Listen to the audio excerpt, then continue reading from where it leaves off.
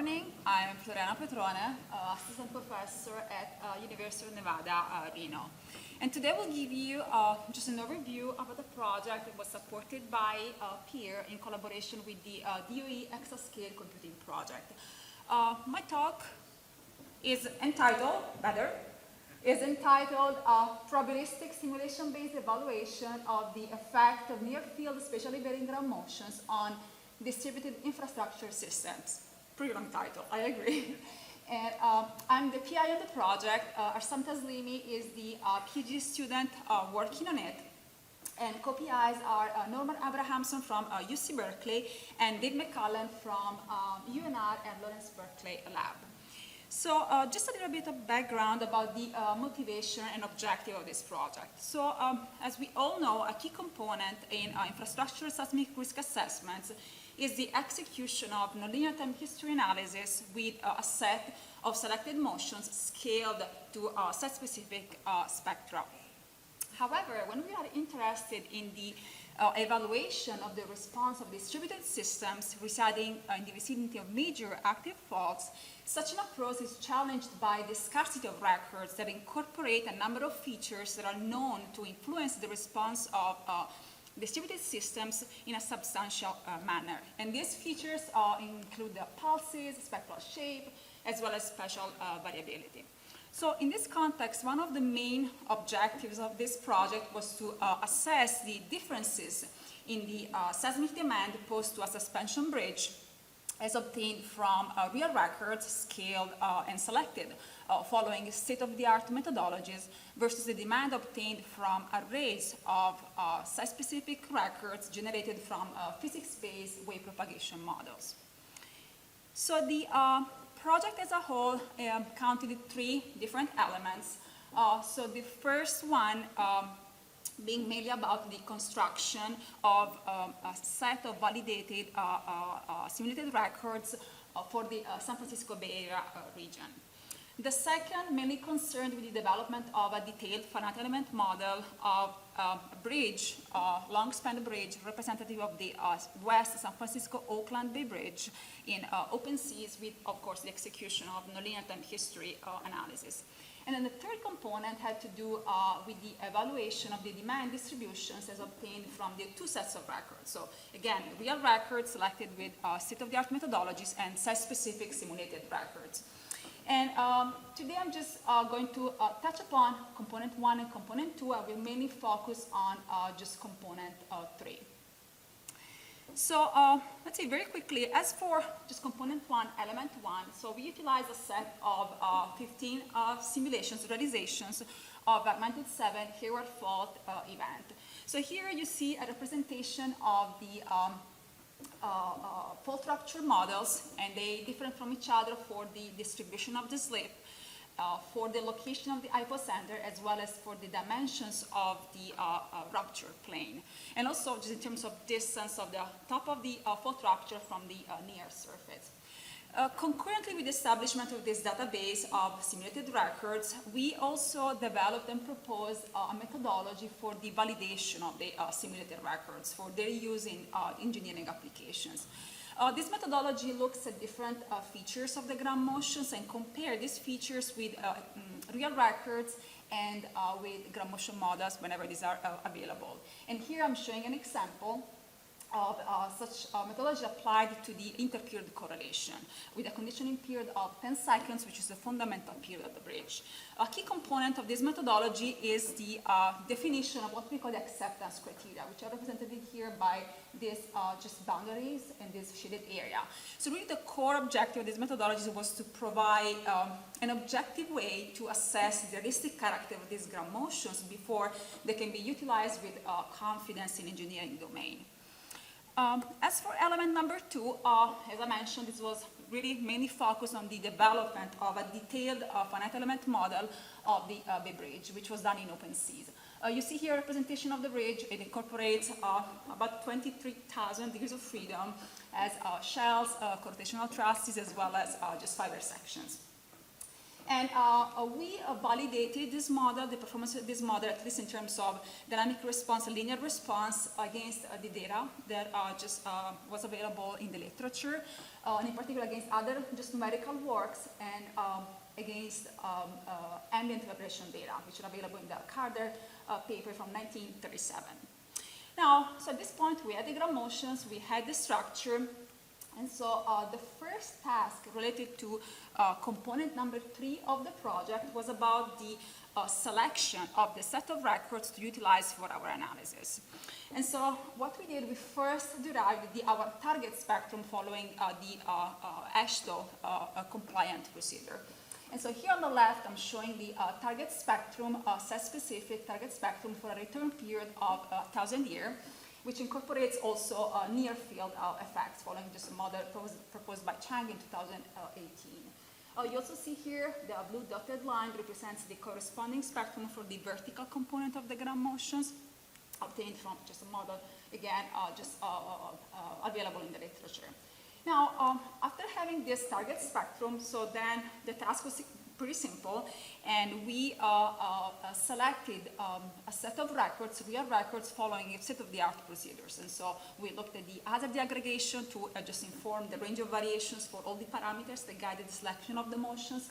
We looked at the VS30, keeping in mind that we utilized the outcrop motions at the bridge piers, and then we also utilized this criterion related to the maximum usable period for the ground motions. Remember, the fundamental period of the bridge is 10 seconds, and so expecting an elongation of that period as a result of the non-linearities in the structure, we want to make sure that all our ground motions, real records, were able to capture the characteristics of the motions at those long periods. And then finally, once we obtain the set of records, so we scale the motions and we in the 0.5 T to 2T bandwidth, which is what T is the fundamental period of the bridge, and is what is just indicated in the AASHTO. And then we considered just the final set of 7 motions as those minimizing the error in approaching the target spectrum. And also we incorporated the considerations on the minimum number of expected impulsive motions. So now here on the right, you see just a summary of all the full set of records that were utilized.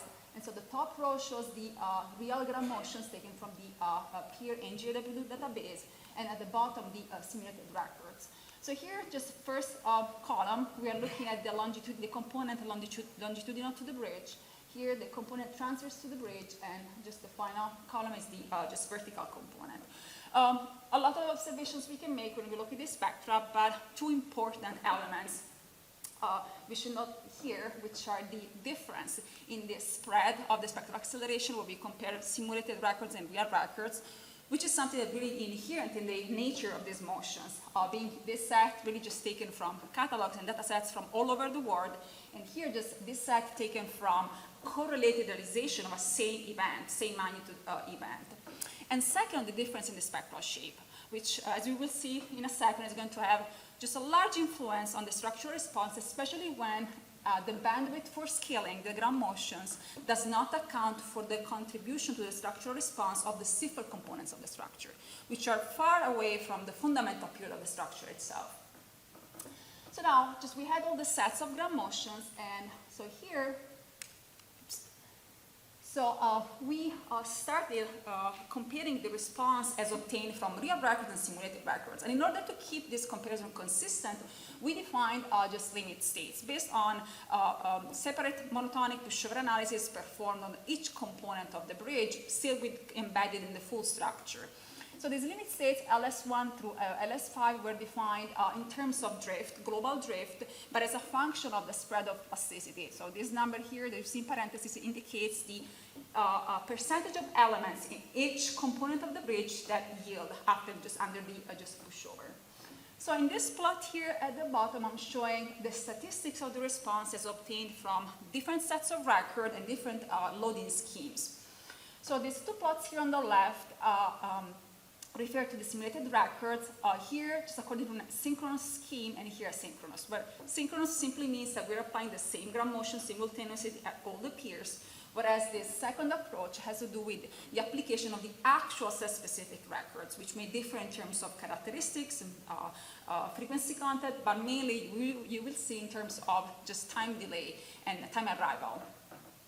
And here, just on the left, these are the results from the real records. So when we look at this plot, so the gray dots indicate the response in terms of like drift from each run, whereas the red square, the median, and this black line, the plus and minus was standard deviation. So something that you can clearly see when you just glance at this plot is that we have first a substantial difference in the distribution, in the spread of the response, which is a direct consequence of the spread we see in the spectral acceleration at 1 second. I should have mentioned that here we're looking at the tower, response of the tower in the in-plane direction. And the fundamental period here is 1 second, which is outside the bandwidth just for scaling our ground motions. Second, which is probably just more concerning, more important, is that the median values of the demand, so for the case of simulated record, laying between limit state 2 and limit state 3, just corresponding to minimal and moderate damage. Whereas for the real records, we are all just in LS1, meaning that the structure is mainly elastic. And this is really the combined effect of the two elements we have highlighted in the previous slide, so the combination of different spectral shapes when we compare simulated records and site-specific real records and site-specific simulated records, and the bandwidth we utilize for scaling the ground motions. Now here, just to have a sense of what we look at in terms of damage, I'm highlighting here this, the results from this realization number 5. And so here we see the corresponding just spread of plasticity in the tower. So this comes from just an animation. So we're developing an ability to animate this, the bridge response under the ground motion, so also observe the spread of plasticity in the structure. And so if you go here, so we are just this orange points to LS3, and so you see just about, you should see 30% of the elements yielded. Now, we extended the same type of analysis to just all the components of the bridge, but here I want to just focus on the response of the deck in the vertical direction, and I want to focus on a slightly different aspect, which is not necessarily the difference in the demand. So when we look at these two just plots here, again, this refers to the same type of loading schemes we have seen earlier, so simulated synchronous and simulated asynchronous. You will see that as we go from this loading scheme to this loading scheme, we observe just larger responses, or if you prefer, larger demands posed to the bridge components. And for example, we can look at this realization 15, although we are still like within a limit state 1. So you will see that we go from this small area below 0.1% to a value that is about 0.2%. And you see this here just reflecting this, just the foam shape that we see in the bridge. Now, looking at these differences that you see across just all the decks in the vertical directions and just all the runs, this triggered like a side study and just to better understand what was really just governing just these differences in the response. And so here I'm showing for the same realization 15 a screenshot of the animation of the bridge deformed shape at 29.5 seconds. So here at the top, we are looking at the deformed shape for the case of synchronous motions. Remember, we are applying all three components of the ground motion. And here at the bottom, the asynchronous case. And we're looking at deck number 6, and so between tower W5 and tower W6. Now, you can clearly see like a difference in the deformed shape, but also in the just entity of the just magnitude of the demand. And so here on the left, I'm showing the input motions in these two towers, W5 and W6. And I remember when we first looked at these input motions, we were sort of disappointed by the fact that they were showing almost no difference. So we were expecting some exciting set-to-set variability. However, just when you look closely at this, you don't see much variability in terms of amplitude of the motions, but you do see this difference in the time arrival from one tower to the other. And although this difference may appear small, but if you look here, this is the response of the deck at the mid-span. So you see differences in the response just when you apply the ground motions in a synchronous or asynchronous manner up to 2.6 times, or just 78% larger when you apply the asynchronous motions. And so at this point, we decided to look more closely at this issue to better understand what really was causing this difference in terms of what was triggering these differences in the response when including all three components and the just asynchronous motions. And here, I'm showing just a Fourier spectra, and I want to focus here just on this plot pointed by the arrows. So you can see from these plots, the gray lines represent the response, the contribution of all the modes to the structural response for the case of asynchronous motions, whereas the red lines represent the case of synchronous motions. And you will see that when we look at the response of the deck in the transverse direction, we don't really see much difference in the response. Whereas when you look at the just vertical component, this difference becomes much more pronounced. In other words, with the asynchronous motions, we are exciting much more the higher modes of vibration of the structure. And this gets reflected in the vertical displacement of the longer deck as well as the shorter deck. So finally, we then extended this type of analysis to the entire data set, having just 15 realizations. And we analyzed both the cases of synchronous and asynchronous, just the two horizontal components, as well as the synchronous and asynchronous for the two components. And you can clearly see, when you look at these plots at the bottom, vertical components, that you have just a steady increase in the demand as you just go from a simple case where you consider just the horizontal component synchronous to this more just complex and representative case where you consider the just asynchronous motions and all three components of the ground motion. In conclusion, just some general remarks. So evidence from this study just has demonstrated the capability of the simulated motions to provide unique insight into the response of complex distributed systems residing near a major fault. As the just system we are seeing, we're utilizing in this work as a case study. I won't go too much into the details of the just specific conclusions, but this really just was important to understand what components of the bridge are most critical. However, moving forward, future work should look at a larger number of realizations to span a wider range of fault rupture parameters with specific focus on events in terms of faulty mechanism, causative fault, and magnitude that control the hazard at the site we're analyzing. To really just avoid all the just issues associated with the scaling, which we are seeing, especially if we follow code compliant procedures, are going to have a huge impact on the just expected response. So that's what I have, and I'll be happy to take questions.